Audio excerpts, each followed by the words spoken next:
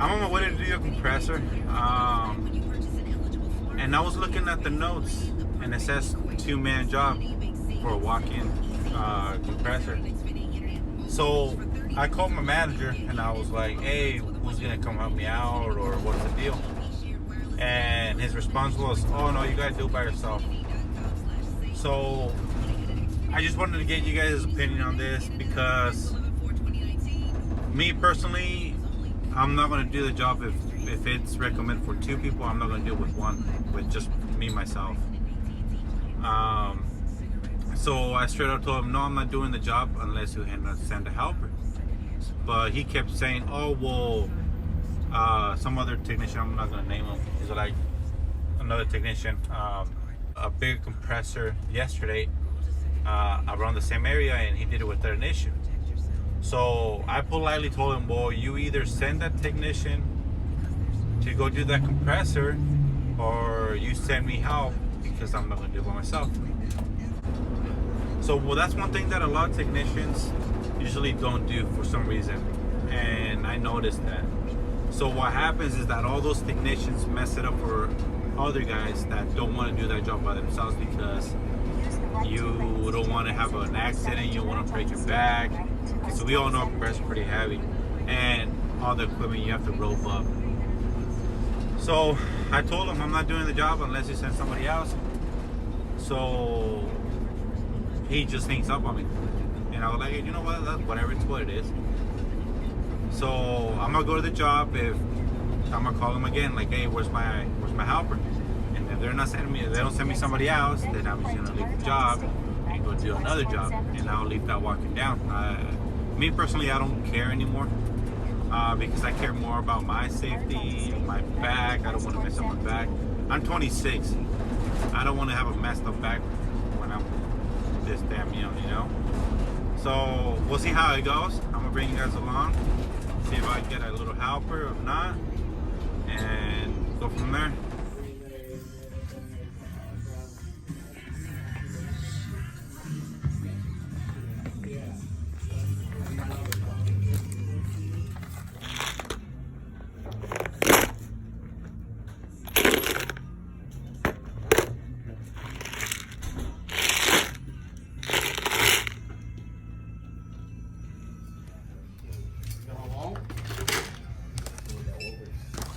So I decided to get a fuse popper, 3 amp, some socket set screws for the shafts, all different sizes. Like that. Some keys, all different sizes, and then just screws, different sizes. 'Cause you just never know where you're gonna maybe missing one of those, and you're on call or whatnot. So got them, got the compressor, filter dryer. All right, guys. So I just got an email saying that another coworker is gonna meet me there. Like I said, probably a lot of you guys won't agree with me, even if it's a smaller compressor.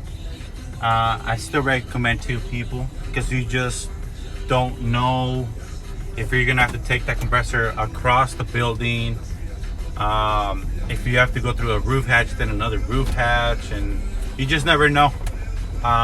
So I'm on my way. I'm gonna go ahead and see if I'm able to record and see how it goes. All right, so that's the walk-in-cooler R22. Yep, right there. So what I'm gonna go ahead and do, I'm gonna go ahead and recover the Freon, get that up and going till my helper comes in, and we'll go ahead and do the rest. See how it goes. Let me show you guys the roof hatch.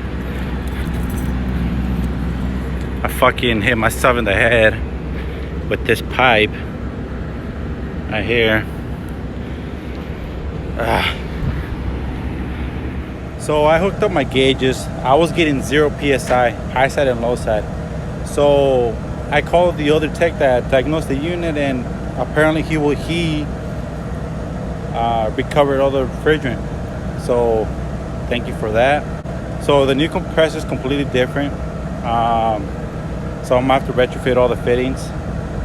I only got one filter dryer because that's all they gave me. I didn't see that it had another filter dryer. So, because we're about 2.5 hours away from the nearest supply house, so I'm gonna leave the suction one there for now, and we're gonna come back tomorrow once we replace everything and replace that filter dryer, just to keep it on the safe side, of course. But yeah, it's fucking hot. So I got the nitrogen purging, what we braise.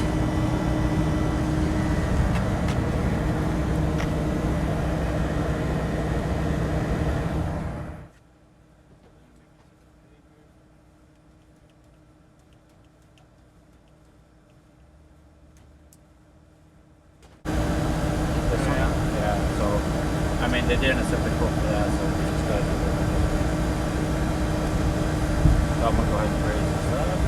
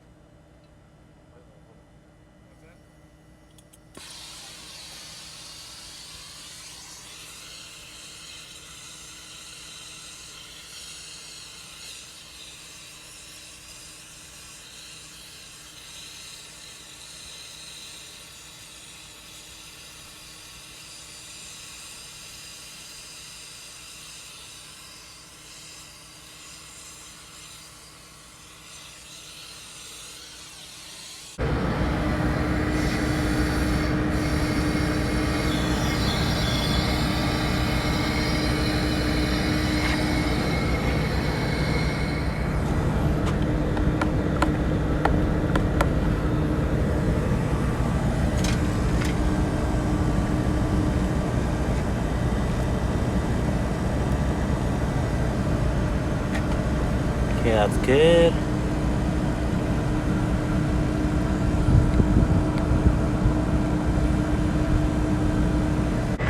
So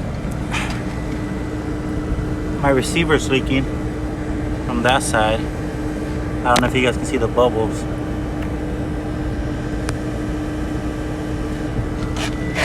So, two things. we're gonna have to come back, put a new cap in there, because we submitted a quote to have this whole thing replaced, but all they wanted was a compressor. So we have to work with what we got, basically. So yeah, so I'm gonna go ahead and order a new cap just to try to hold it until they decide to get a new unit. Also, I had to reuse the filter dryer that the unit had, because they sent me the wrong size filter, and then I was also missing another filter dryer.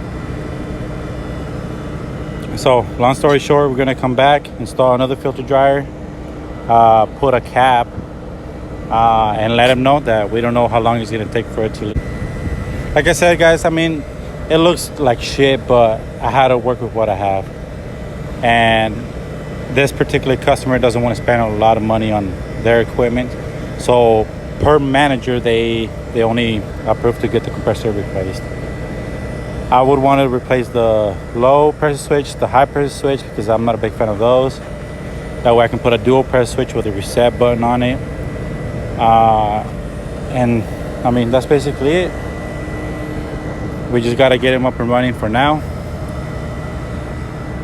It's fucking hot in here, man. Yeah, that one, take that one off. Now go ahead and put it on the vacuum. Yeah.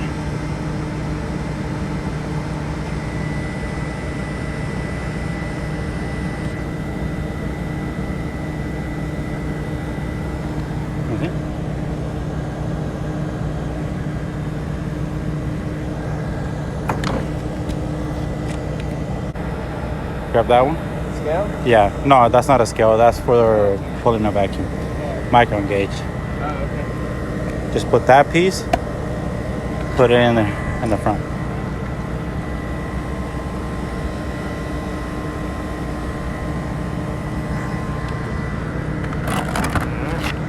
Make sure it's hand tight. It's pretty tight. All right, cool. So go ahead and turn it on. No, not that. The micro. Yeah.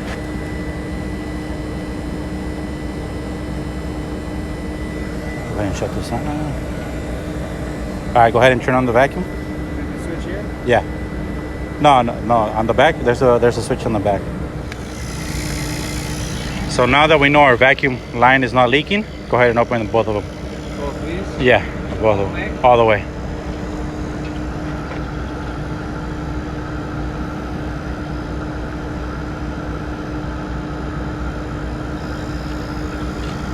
Now this is going to take a while. We're not going to drop a whole vacuum to 500 microns because we got that little leak on the receiver. Remember how it was bubbling? Yeah, so we're not going to pull it all the way down because we basically can't. So like I said, we're just going to go ahead and recommend filter dryers and then a cap for that, unless they want to replace the whole receiver itself, but I doubt it. Why the fuck you have this toy, bro? This is a fucking toy. I haven't had the money to buy your one yet. It's free. God.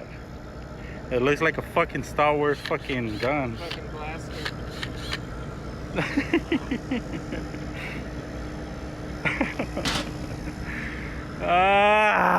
It's fucking hot. We found a spare out of the old compressor. So that's the old one. This one was the one from the old compressor.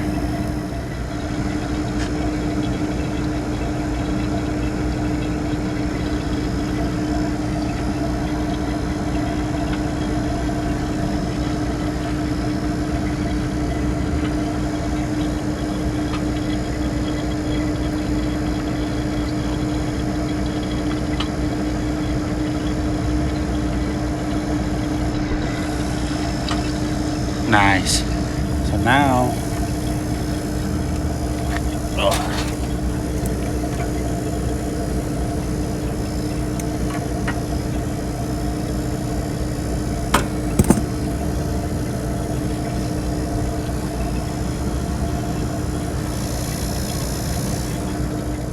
alright, we're beat. We're gonna take lunch. Fucking Carl Jr. Fecha pagar.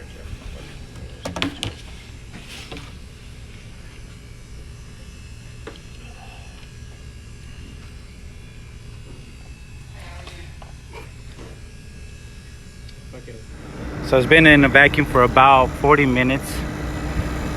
We took a lunch. We came back up.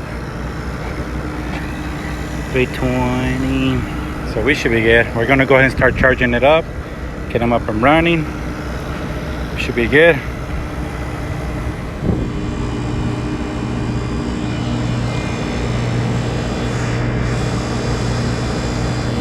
So anytime you add charge like this, you always want to charge it a little bit at a time. Okay? Always just a little bit at a time. Yeah, so once the system's running, you always charge it up to the low side. Okay? Whenever the unit's on full, it's on vacuum, then you go ahead and charge it up from the high side. Okay? Always. I just want to show you guys these. They're freaking lifesavers, man. This Hilmar.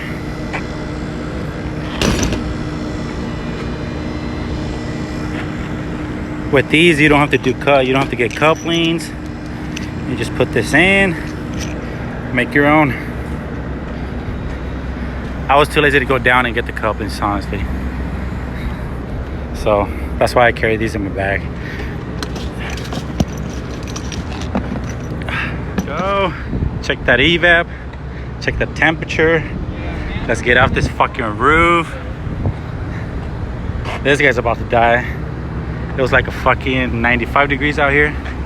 95 degrees for the Bay Area, it's fucking burning. So it's not like Arizona, Texas. Those guys are used to fucking crazy ass weather. Not us though. Let's go down. It went from 70 degrees to 40.9. So I'm gonna go ahead and wait maybe 5 more minutes and I'll be out of here. When the customer hooks you up, I'm about to drive home. Fucking enjoy this shit. About to go to another service call. Fuck that. Let's go. Recap of what happened. Installing the compressor. My boy recommended the whole condenser itself, but it was only approved for the compressor. They did send a filter dryer, but it was the wrong size. So I had to put off job that we still need to come back and replace that filter dryer. I left the original one. I did pressurize with nitrogen, try to clean as much as possible. Pull a deep vacuum, pull like about a 40-minute vacuum. It dropped to 300 and something. I don't remember that well. And charged it up, and the unit's running perfectly. On the line sets, I know it doesn't look as professional, you can say, but I am, like I said, 2 hours away from the nearest supply house, and I had to get him up and running. The walk-in was like at 70 degrees. So I just put a couple T's, install those press switches. If it was up to me, I would have replaced those press switches at least. But like I said, we cannot go over what the it got approved for, because this particular customer is super picky. So we're gonna have to come back, install that filter dryer, and go from there. So hopefully you guys enjoy that video. We were about to die up in that roof. It was about 100 degrees up there. For us Bay Area guys, that's fucking burning hot for us. So let's go home. I got about 2 hours and 33 minutes to get home. So it's gonna be a long way home. Oh man, at least I got a free drink though.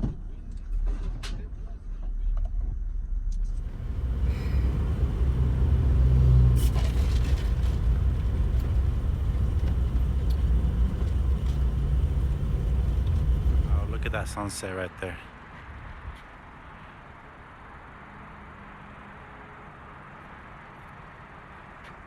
Stop by the store. Electrolytes.